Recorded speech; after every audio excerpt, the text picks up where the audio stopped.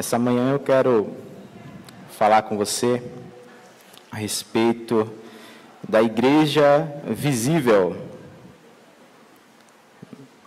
A respeito da igreja visível.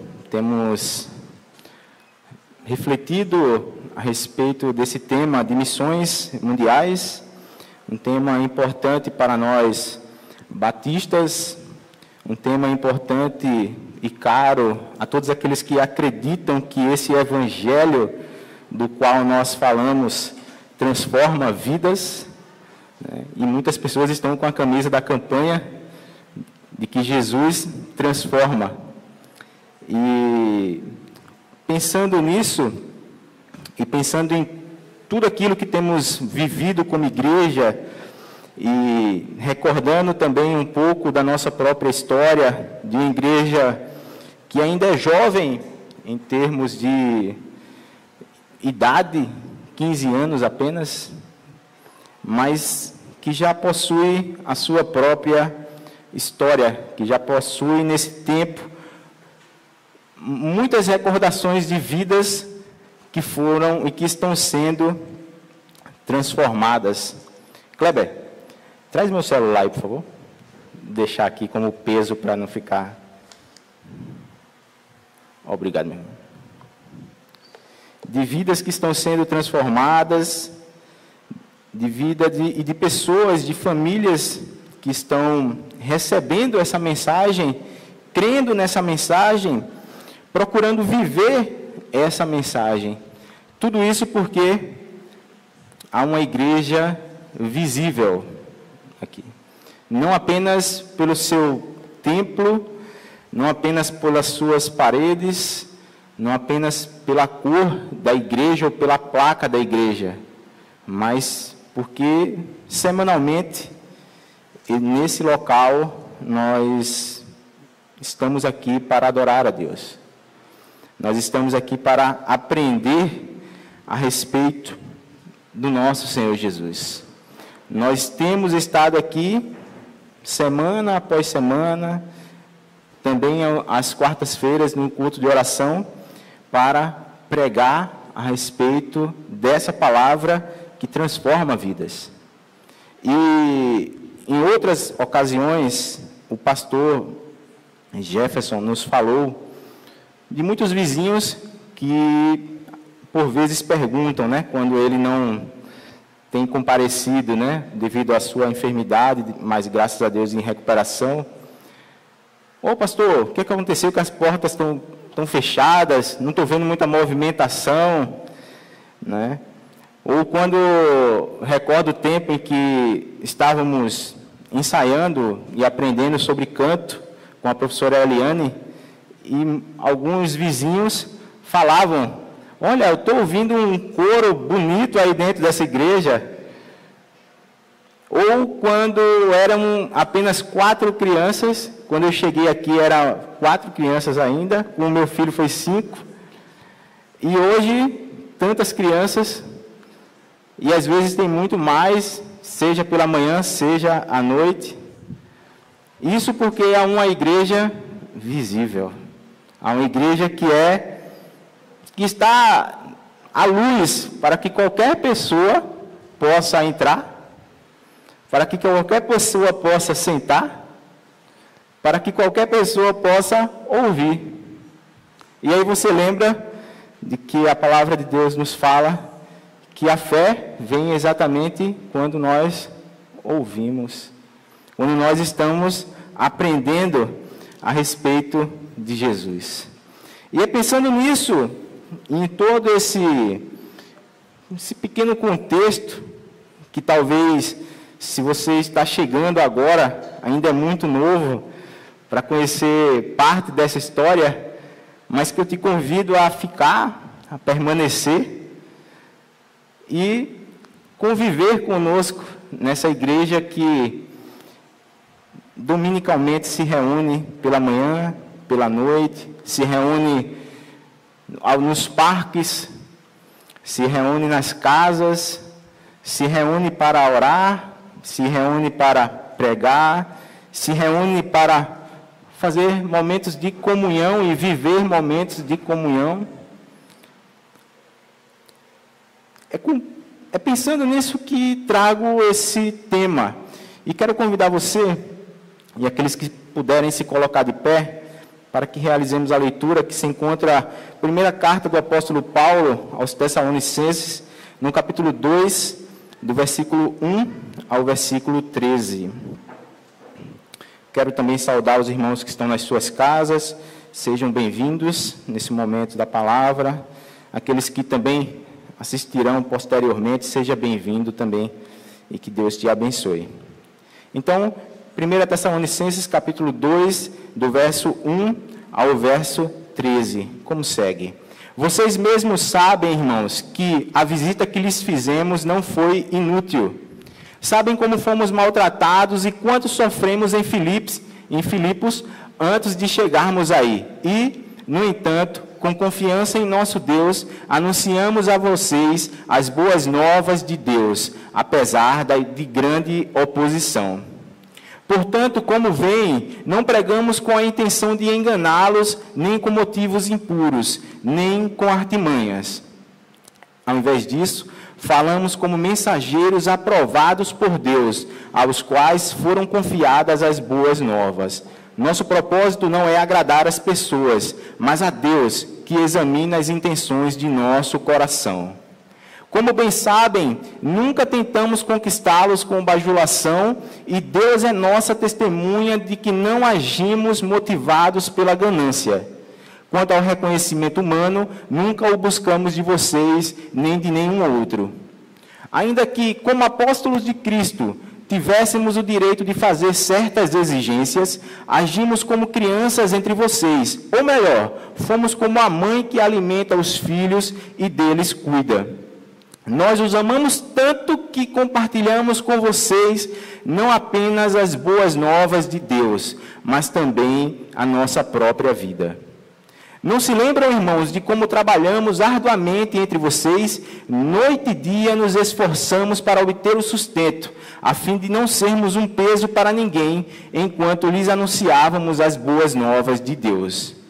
Vocês mesmos são nossas testemunhas, e Deus também é, de que fomos dedicados, honestos e irrepreensíveis com todos vocês, os que creem. E sabem que tratamos a cada um como um pai trata seus filhos. Aconselhamos, incentivamos e insistimos para que vivam de modo que Deus considere digno, pois Ele os chamou para terem parte em seu reino e em sua glória. Portanto, nunca deixamos de agradecer a Deus, pois quando vocês receberam de nós a mensagem dele, não consideraram nossas palavras meras ideias humanas, mas as aceitaram como palavra de Deus, o que sem dúvida são. E essa mensagem continua a atuar em vocês, os que creem. Oremos. Senhor, muito obrigado, Pai, pela palavra que o Senhor traz a nós nessa manhã.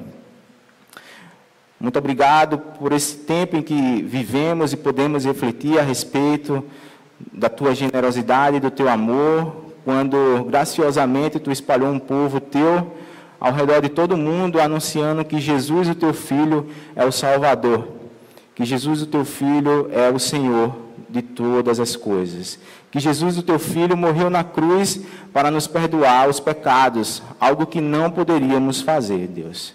E nessa manhã, como igreja do Senhor, uma igreja que está estabelecida na cidade de Sorocaba, nos reunimos para adorar e glorificar o Teu nome e para mais uma vez, e de forma misericordiosa por meio de Ti, pregar a Tua palavra, Deus.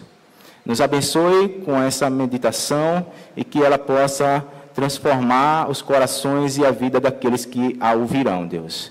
Em nome de Jesus, cremos que o Senhor pode fazer muito mais do que pensamos a respeito dessa mensagem. Pode fazê-la levar a transformar histórias, a conduzir novos começos, a restaurar corações e mentes. E crendo nisso, nós entregamos e dedicamos nossos corações a Ti nessa mensagem, Pai. Muito obrigado pelo tempo que teremos adiante. Nós te agradecemos por tudo isso. Em nome de Jesus. Amém. Podem sentar, irmãos.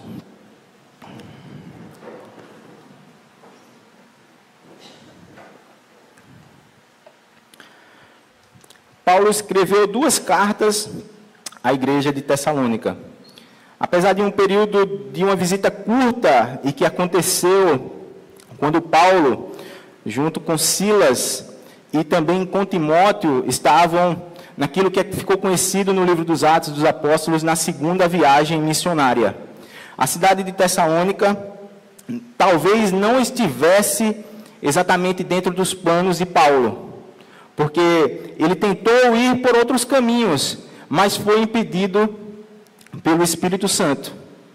Mas veja que algo interessante, apesar do apóstolo Paulo ter ali se colocado à disposição, anteriormente já havia acontecido a primeira viagem missionária, quando Paulo e Barnabé são enviados pela igreja, separados pelo Espírito Santo, está lá em Atos 15, 16, 17, vai seguindo as viagens missionárias, mas começa ali após o concílio de Jerusalém, em Atos 15, e eles vão levando e anunciando essa mensagem, retornam para a cidade de Jerusalém, informam tudo o que aconteceu, as cidades que foram visitadas, as igrejas que foram plantadas, e depois de um certo tempo, retornam, Paulo, motivado pelo Espírito Santo, vai dizer para Barnabé, olha, vamos visitar novamente as igrejas e vamos ver como é que os irmãos estão.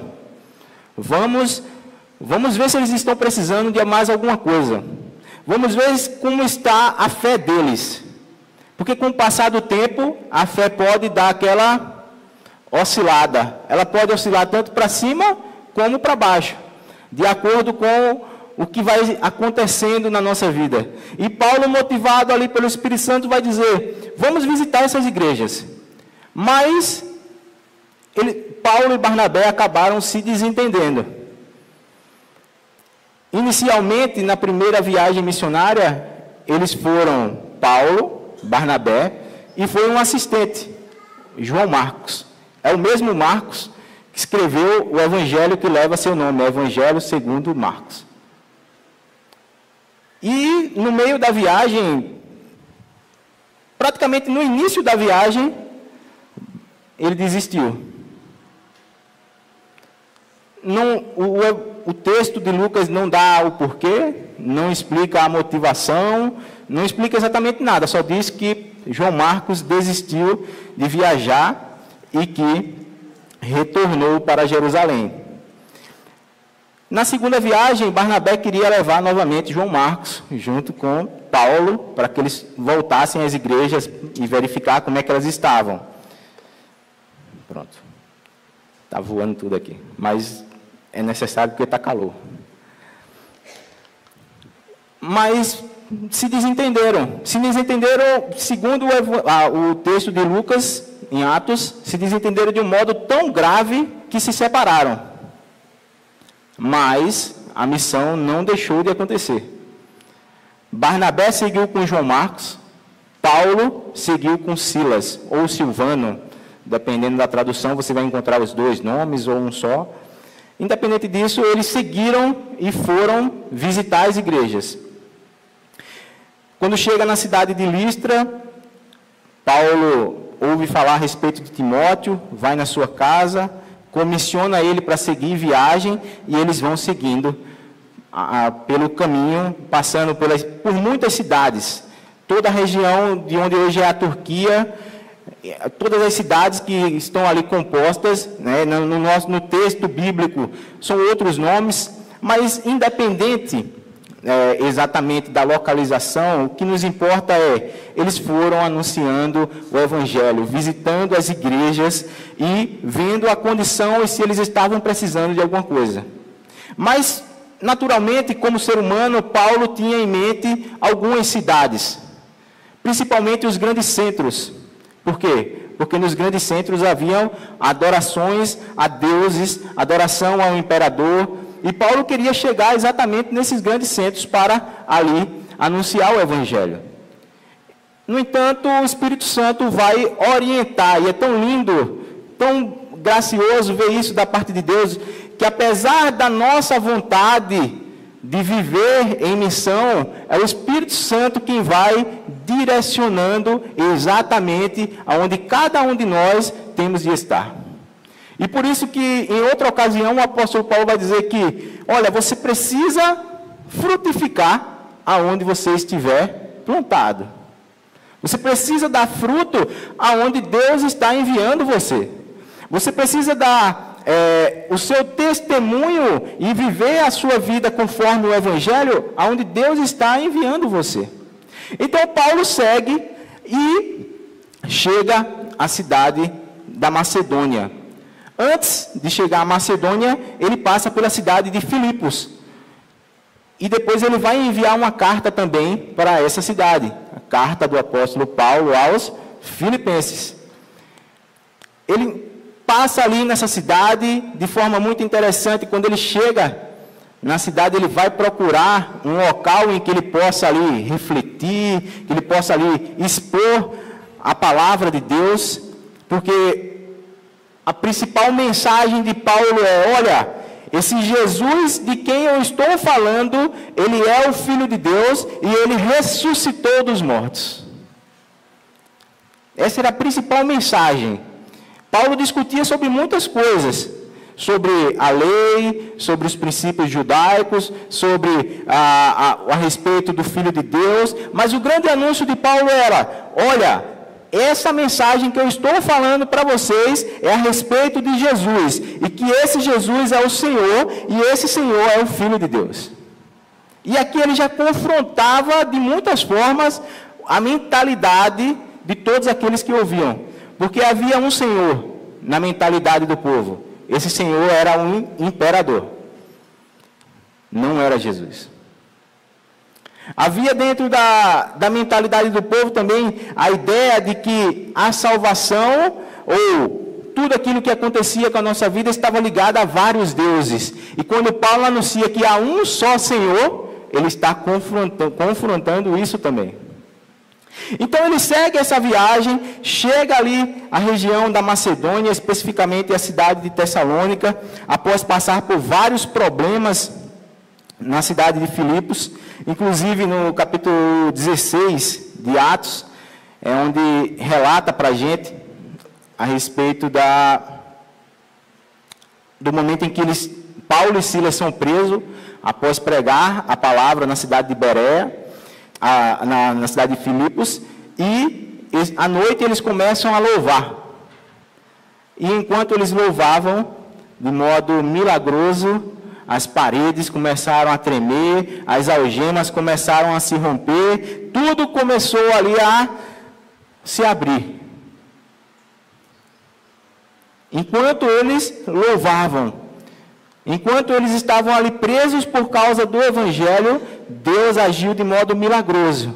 E apesar de todo o acontecido, de toda a prisão, de todo o escárnio que eles sofreram, apesar de todo o sofrimento que eles passaram, quando eles foram libertos, eles não voltam para Jerusalém.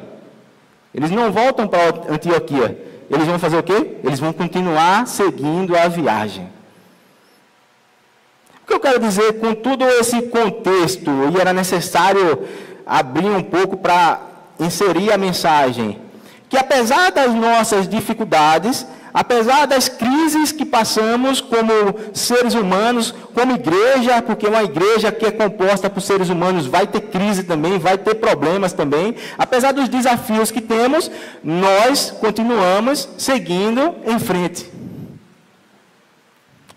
Veja que coisa interessante. O pastor Jefferson começou a nos preparar, inicialmente eu e o Lucas, para seguir o ministério. Foi reconhecido por ele o chamado, a vocação para o ministério pastoral. Foi reconhecido também e tem sido reconhecido pela igreja, esse chamado, esse ministério. E o pastor Jefferson começou a nos treinar, começou a nos dar mais oportunidades, começou a nos ensinar coisas mais específicas a respeito do ministério, a respeito do desafio de viver esse ministério. Depois somaram-se a nós também o Edielson, o Edivaldo, o William, o Cezinha. E Deus tem chamado certamente outras pessoas que ainda estão em seus corações pensando, refletindo, é para mim essa mensagem, não é para mim. Mas, quando o pastor ficou ali na sua enfermidade de modo mais grave, mais intenso, a gente precisou seguir em frente. Apesar de nós estarmos sofrendo com ele, precisávamos seguir em frente.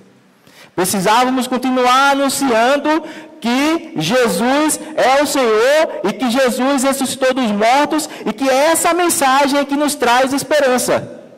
E continuamos a fazer isso domingo após domingo, quarta-feira após quarta-feira, de modo incansável. E não pense que é porque a gente não cansava. Nós cansávamos, sim. Muitas vezes saíamos daqui exaustos e ainda tinha uma segunda-feira de trabalho para continuar seguindo em frente. Mas aqui está o exemplo para a gente.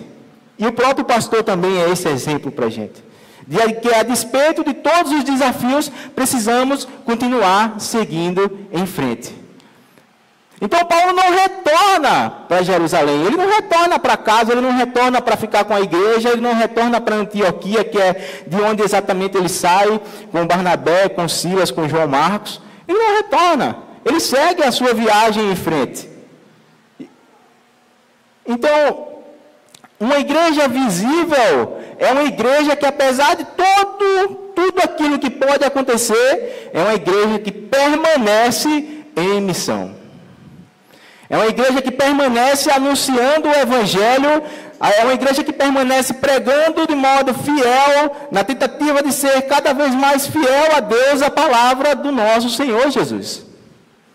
E você vem essa manhã porque você acredita e espera que haverá uma mensagem que vai falar a respeito de Jesus. Uma mensagem que vai falar o seu coração, mas não porque a gente está aqui para querer tocar você. E essa é a grande proposta de Paulo nesse texto. Olha, nós amamos vocês, povo de Tessalônica. Nós amamos vocês. Em todo lugar se ouve falar a respeito dessa mensagem que vocês estão vivendo, que vocês estão pregando, porque vocês aceitaram e creram nessa mensagem. Mas não é por bajulação que eu estou enviando essa carta para você. Não é porque vocês são os meus queridinhos. Não é porque você é o meu filhinho amado. Eu estou enviando essa carta para continuar incentivando que vocês vivam de maneira digna de serem aceitos por Deus. Que vocês vivam para agradar a Deus. E uma igreja em missão, que se compromete com a missão de Deus, ela não tem outro desejo e outra vontade, senão a de agradar a Deus. E de incentivar que os seus membros façam exatamente a mesma coisa. Viver de um modo digno e agradável e aceitável a Deus. Então, em primeiro lugar, a igreja visível é uma igreja que permanece em missão a despeito de qualquer dificuldade. Apesar de nós termos passado um grande desafio com o nosso pastor, continuamos seguindo em frente. Fomos provados, fomos experimentados. A igreja continuou presente, comprovando que estavam aqui por causa da mensagem de Jesus. Estavam aqui para continuar em comunhão, demonstrando que nós, igreja, estamos aqui. Vamos permanecer orando uns pelos outros. Vamos permanecer orando pela vida da família pastoral. Vamos permanecer orando uns pelos desafios dos outros. Vamos permanecer juntos. Vamos permanecer seguindo em frente. Uma igreja visível. Essa igreja não fechou as portas e não vai fechar as portas. Essa igreja em nenhum dia deixou de acontecer o culto por causa de uma razão nossa pessoal. Talvez a internet em alguns momentos não cooperou nas quartas-feiras, mas aí não estava dentro da nossa vontade. A gente não manda no cabo de fibra ótica da rede. Mas pelo nosso desejo e pela nossa dedicação e pela nossa vontade de agradar a Deus e de continuar incentivando a igreja, permanecemos aqui. Paulo vai dizer no versículo 2, do capítulo 2 aqui do texto que a gente leu, Ele diz assim: sabem como fomos maltratados e quanto sofremos em Filipos antes de chegarmos aí. E, no entanto, com confiança em nosso Deus, anunciamos a vocês as boas novas de Deus, apesar de grande oposição. Então, uma grande característica, uma marca importante dessa igreja visível que está em missão é anunciar o Evangelho com confiança. E anunciar o Evangelho com confiança significa, às vezes, nós não estamos bem, mas eu vou transmitir essa mensagem, porque haverão pessoas que precisam ouvir dessa mensagem.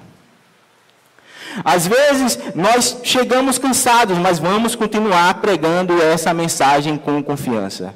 Vamos continuar anunciando essa mensagem com confiança. Vamos continuar trazendo mensagens que fortaleçam a igreja. Vamos continuar trazendo mensagens que confirmem a respeito da salvação, que confirmem a respeito da vida que cada um precisa levar diante de Deus. Vamos continuar incentivando os nossos irmãos a viverem diante de Deus com dignidade. É sem medo de Deus, você não precisa temer a Deus. É sem temor no seu coração a respeito do futuro, porque você crê em Deus, porque você confia em Jesus. É viver com confiança, porque a mensagem que é anunciada a você é uma mensagem com confiança. E como é que você confia em Deus quando você está passando os diversos momentos que você passa da sua vida e você decide permanecer confiando em Deus? Você decide permanecer diante de Deus.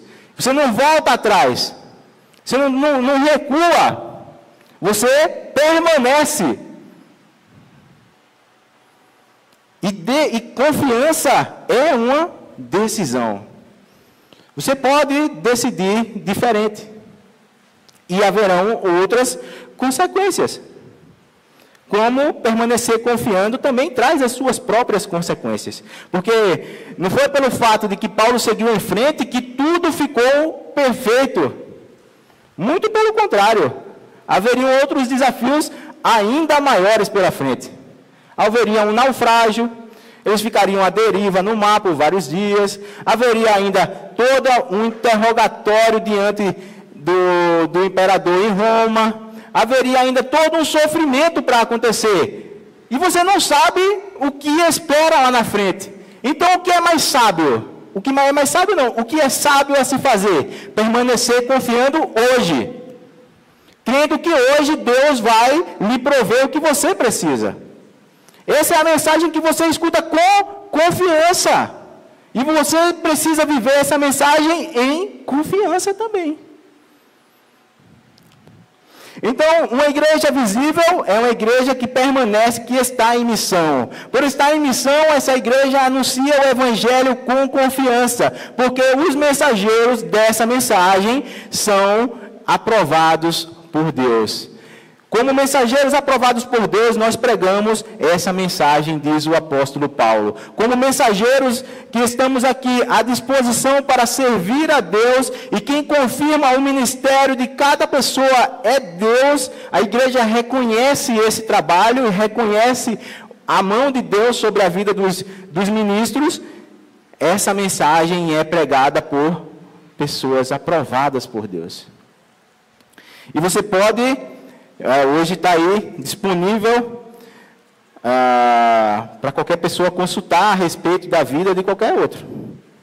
Você pode colocar lá o nome da pessoa nos sites de busca, nos sites das redes sociais. E você pode ver a vida de qualquer pessoa. E uma coisa que particularmente eu me comprometi,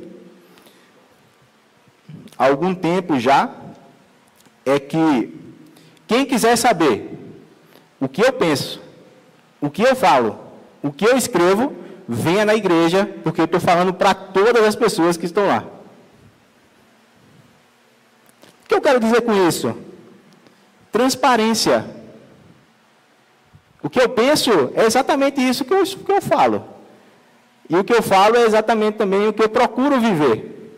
Não vou dizer aqui que eu sou perfeito e vivo 100% disso. Eu erro também.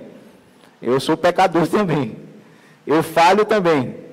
Eu peço perdão diante de Deus e conto com a misericórdia de Deus todos os dias. Então não é uma igreja visível perfeitamente, de pessoas perfeitas. Não, é uma igreja visível exatamente porque pessoas imperfeitas estão buscando a Deus para ajudá-las a viver de um modo digno e aceitável diante do Senhor. E como igreja, qual é o nosso trabalho? Que está inserido aqui dentro do texto de uma forma mais abrangente. Nós acolhemos, o apóstolo Paulo, que está aqui em missão, foi acolhido pela igreja. Ele era um perseguidor do Senhor Jesus. Mas ele foi acolhido, apesar do medo que os irmãos estavam em recepcioná-lo. Ora, esse cara vai acabar com todo mundo, vai matar todo mundo agora. Mas ele foi acolhido dentro da igreja. Passou um momento de preparação. E depois foi enviado, separado pelo Espírito Santo, para viver de acordo com aquele ministério, com aquele tempo que Deus já determinara para ele. Então, como igreja, estamos em missão. Uma igreja que permanece em missão, ela anuncia o Evangelho com confiança, porque os mensageiros estão sendo confirmados por Deus nesse trabalho, nesse ministério. E nesse trabalho, nesse ministério, como igreja, e aí todo o povo acolhe, prepara e envia os seus missionários, seus pastores, para continuar esse trabalho. Ou seja, é um trabalho que começa, mas não termina exatamente aqui. Ele precisa seguir adiante. E é por isso que nós falamos de missão. É por isso que nós falamos de missões. De missão porque Deus é um Deus que continua trabalhando, continua agindo, continua com o objetivo de salvar pessoas. E Deus deixou esse trabalho de anunciar, de preparar e de acolher para a igreja. Então a igreja trabalha e faz missões que envolvem, que procuram anunciar essa mensagem de Jesus. Mas o que há de mais importante em todo esse trabalho? Qual é a parte central de todo esse trabalho? Anunciar o Evangelho. Era exatamente isso que o apóstolo Paulo fazia. Foi exatamente isso que Jesus fez quando inicia o seu ministério. Mateus capítulo 4 vai falar para a gente, chegado o tempo, Jesus começou a seguir, saiu de Cafarnaum, saiu de Nazaré, foi para a região de Cafarnaum, e começou a dizer, arrependam-se, porque o reino de Deus chegou. A igreja segue dizendo, arrependam-se porque Jesus, que é o Filho de Deus, morreu na cruz para libertar você de uma vida de escravidão dos pecados. Arrependam-se e creia nessa mensagem, porque essa mensagem pode transformar a sua vida. Arrependa-se e creia nessa mensagem, porque há uma salvação esperando você, e saiba que haverá um juízo lá no futuro, eu não sei quando, você também não sabe, a Bíblia não deixa claro. Jesus diz, só ao Pai cabe saber quando acontecerá esse momento, mas saiba que haverá. E nesse juízo, Deus vai mostrar exatamente as nossas obras, os nossos pecados, e por fim, aqueles que forem e perseverarem até o fim nessa mensagem, crerem com confiança nessa mensagem, colocarem a sua vida nessa mensagem, e aceitarem isso, e confessarem que Jesus é o Senhor, receberão ali uma coroa. Receberão ali a voz de Deus, ouvirão ali a voz de Deus, dizendo, venham e participem do banquete celestial. Receberão ali um galardão, um prêmio, não porque foram perfeitos, não porque foram merecedores, mas porque creram nessa mensagem. Então, o principal trabalho da igreja é pregar a palavra de Deus. O ministério mais importante da igreja é pregar a palavra de Deus. Todos os demais são secundários a esse. Ministério de ação social, ministério infantil, ministério de música, ministério, seja ele qual for, todos eles estão após a pregação da palavra.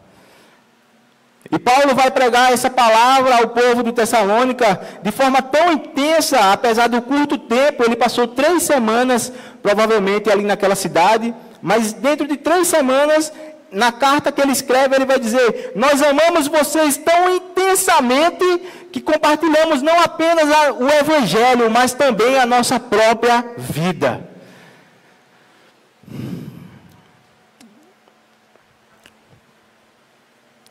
Eu fico pensando a respeito de compartilhar o Evangelho e a própria vida. Não seria isso que nós fazemos quando conversamos uns com os outros e falamos: olha, tem sido difícil, mas você está falando da sua vida, mas eu continuo crendo. Aí você está falando do Evangelho. Olha, Deus me abençoou muito essa semana. Você está falando do Evangelho. Mas essa bênção se reflete aonde? Na sua vida. Olha, meu filho tem crescido, meus filhos, as crianças da igreja têm crescido. Estamos falando de vida, de pessoas. Mas eles estão crescendo na graça e estatura diante de Deus. Estamos falando do Evangelho. Olha, nós temos diversos momentos de comunhão. Se você ainda não participou, em breve acontecerão outros. Permaneça com a gente, para que você possa participar. Nesses momentos de comunhão, nós compartilhamos e falamos a respeito do Evangelho, do que Deus tem feito por cada um de nós, nas nossas conversas, mas também falamos a respeito da vida. E a vida aqui não está separada, perceba, a vida não está separada do Evangelho. Mas há uma distinção clara: o Evangelho salva, o Evangelho transforma, a vida anuncia o que o Evangelho está fazendo, ou seja, é um testemunho vivo dessa mensagem. Enquanto o Evangelho que você crê transforma a sua vida, a sua própria vida vai falando e mostrando isso para as outras pessoas. E é por isso que insistimos tanto em que cada pessoa se comprometa em viver essa mensagem. Você não pode entrar, sair, ir, voltar, e entrar domingo e sair domingo e não se sentir ali desafiado por essa mensagem.